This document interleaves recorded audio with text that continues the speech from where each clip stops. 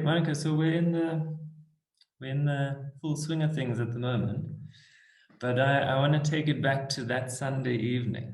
Plans are in place. Performances have started rolling out across cities, across the country. The online iteration is in place, and we are gearing up for the live iteration of the festival in Makhanda. Then we get the presidential address. Tell me what's happening at the National Arts Festival headquarters. Well, the interesting thing about our festival this year is that we always had a plan B, because one of the things that we learned last year was have a plan B. And we were anticipating the extent to which we would be impacted by the pandemic, because we had designed a festival to be as flexible as possible. Recognizing that audiences would not be able to gather en masse in Makhanda.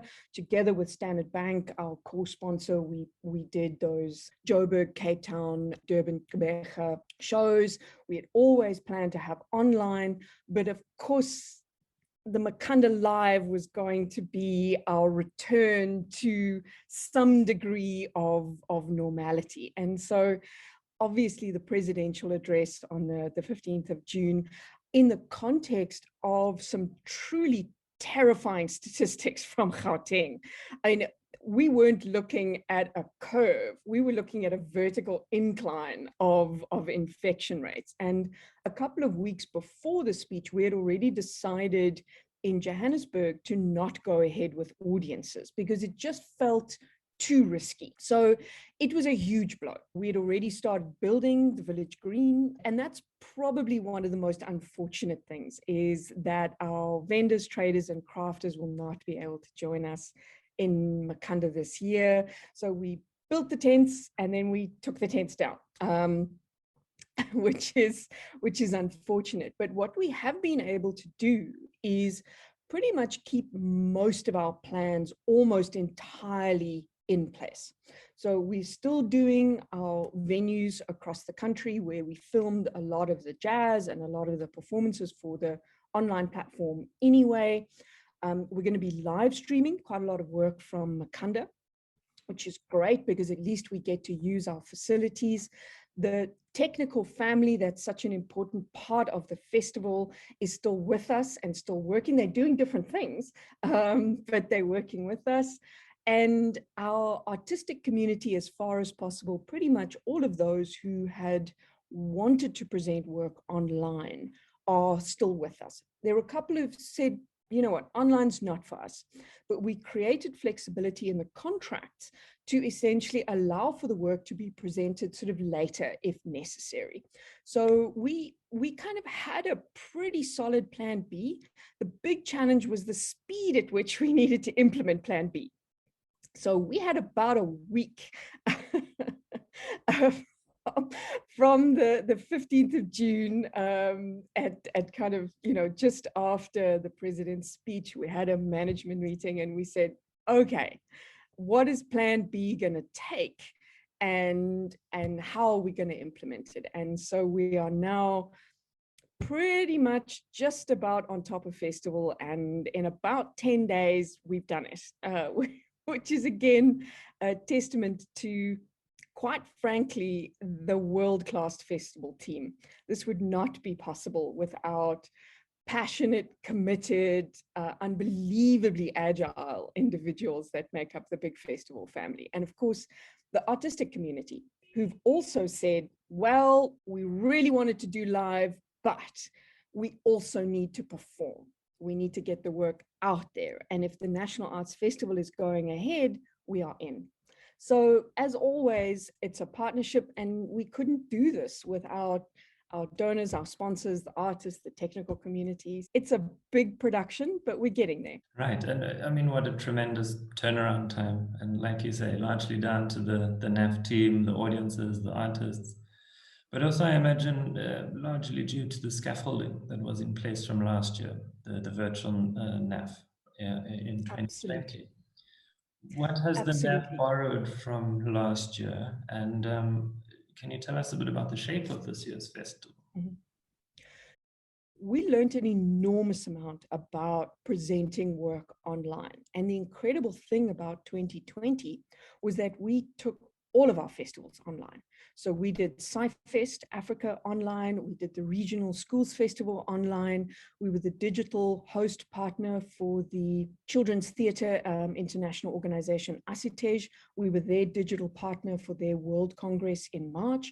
So we've essentially been building online work into our business model, because we really recognized that we had taken such enormous strides in 2020 to adopt technology in ways that if a crisis hadn't presented itself, we probably never would have. And we've just essentially become a company that now does digital as well as live events. So the virtual National Arts Festival 2020 was an incredible learning experience for all of us. And in essence, as you say, basically was the skeleton for what is now the 2021 experience, because we knew we could.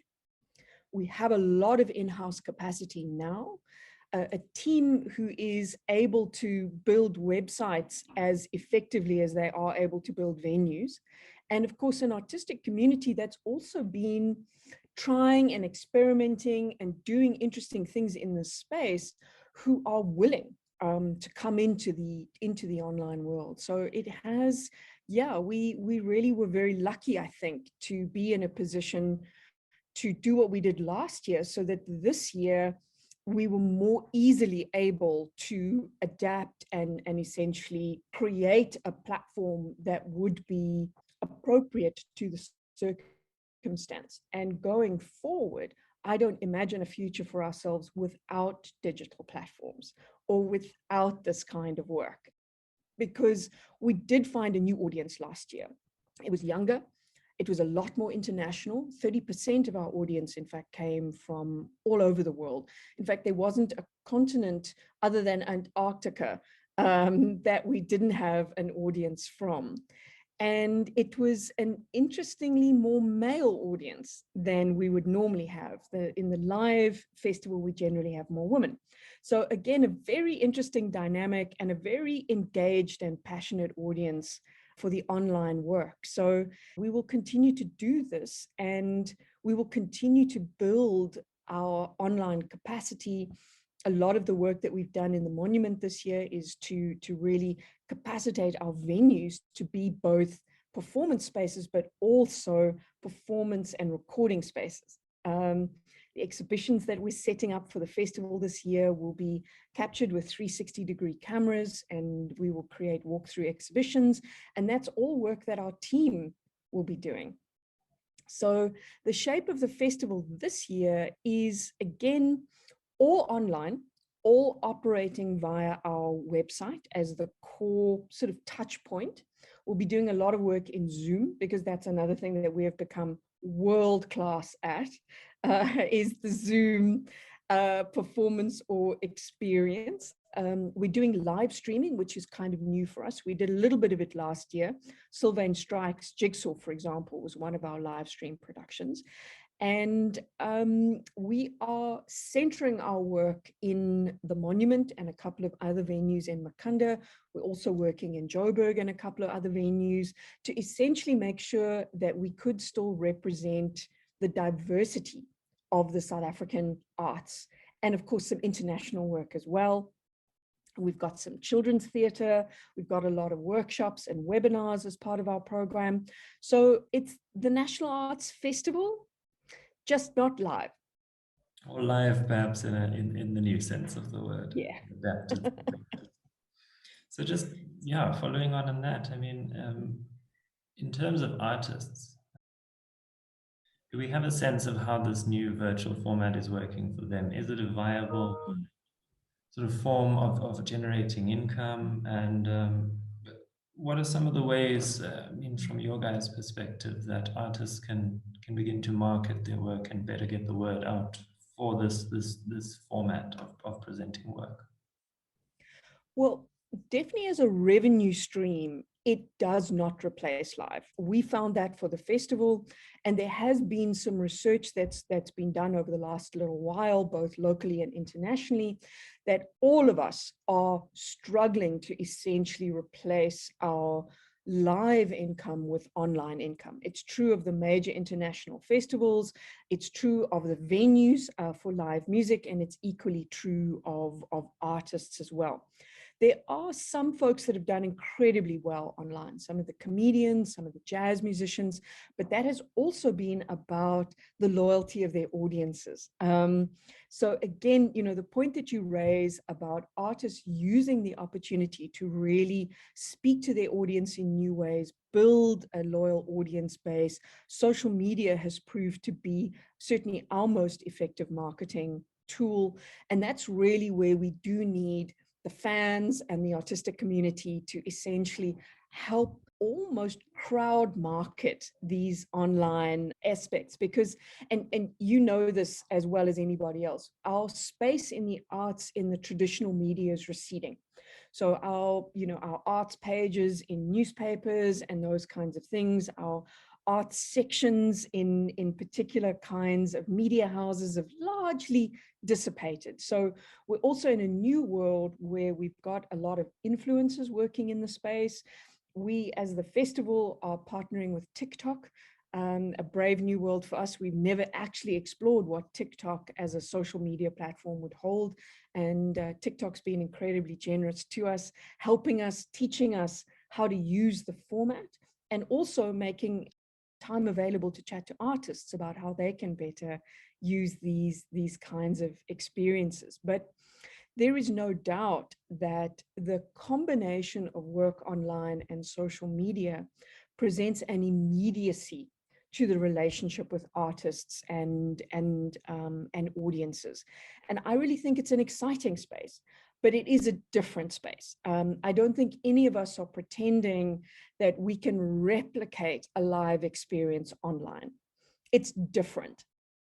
The work is different, the way that the audience consumes it is different, and the way that we market it must also be different. And I mean, I know you guys have also made the transition as well to incorporating sort of electronic media into your portfolio, into what was traditionally a printed publication. And so we're all going through these huge changes. And I think that the big question for all of us is that revenue model. So at the festival, we are not the owners of the content that we collaborate in. We have a usage right. So every artist that creates, for example, a video on demand work, they own that work. We have the right of use for a particular period. After that, we just ask for acknowledgement. So it's an incredibly powerful tool, again, for artists to be thinking about where their work can go beyond the National Arts Festival. Are there other online festivals? Can they use it to promote their work? Can they send links to festival and theatre directors around the world to create special viewings and those kinds of things? Because it is a distinct work. It's a right that exists. Unfortunately, our copyright legislation at the moment isn't necessarily as up to date as we would like to recognize how those rights can be fully exploited. But it's an opportunity for us as the artistic community to also step into that space and begin to go, you know what, legislation needs to keep a pace with these developments, because it's not a copy of something. It's not just a rendering. It's an actual work in and of itself. And as a result, can be exploited, of course, in the good sense of the word, for the benefit of artists. So there's a lot of learning to do. We are quite concerned about the amount of free content that's available. We're very much on the side of the fact that artistic work has a value and there needs to be a revenue stream that relates to that. So we're very careful about how much free content we make available, because we are competing in a world where there is so much free. How do we distinguish between professional artistic works, and how do we make sure and support artists in their livelihoods, which is in the production and exhibition of professional artistic works? So it's a complex environment that we're all still learning a lot about, and I don't think anybody has the answers at this point. It really is, yeah. It's interesting times. I mean, the notion of sort of influencers and platforms like TikTok as tactics or tools for promotion and dissemination of work sort of, come in the absence of things like your queue, the sort of bespoke printed publication for the National Arts Festival, or even your grow cards, which brings me back to the topic of a on-the-ground physical festival. This is something that comes up sort of every few years. I remember people asking questions about it a few years ago when the Cape Town Fringe was emerging. Is the National Arts Festival and its rootedness in the Eastern Cape, in Makhanda. Can we envision a return anytime soon to Makhanda, to a live festival? And has 2020 and this year, the two virtual festivals, has it shifted anything in terms of the festival's plans to remain rooted in Makhanda? One of the interesting things that we've been able to do over the last couple of years is to understand that geography is a concept. It's not a constraint anymore. So we remain rooted and invested in Makhanda. It is our home. It is where we have been for 48 years.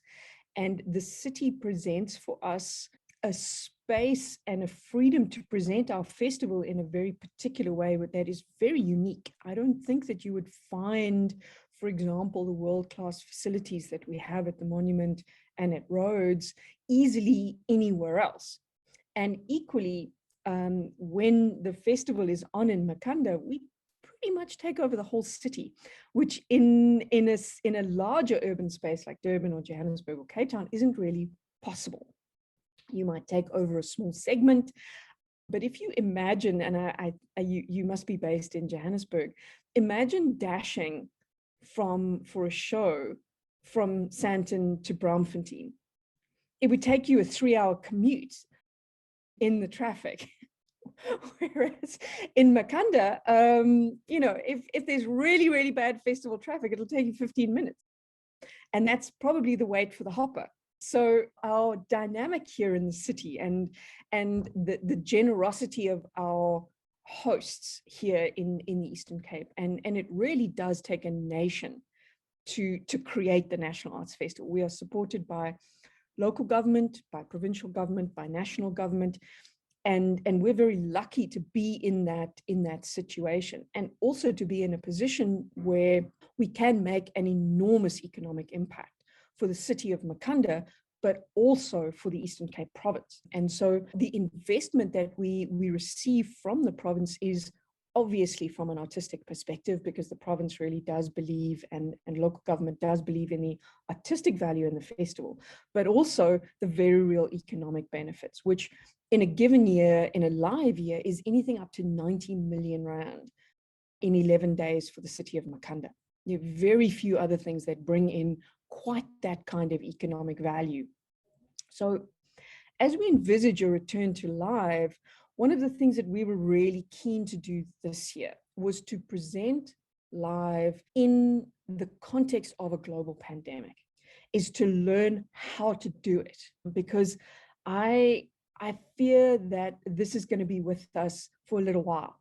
So it is really, really important for us to imagine how our festival experience could happen in a socially distant way, could happen with venues being sanitized, could happen in a context where people are not necessarily able to interact in the way that they have before. So I absolutely envisage a return to live.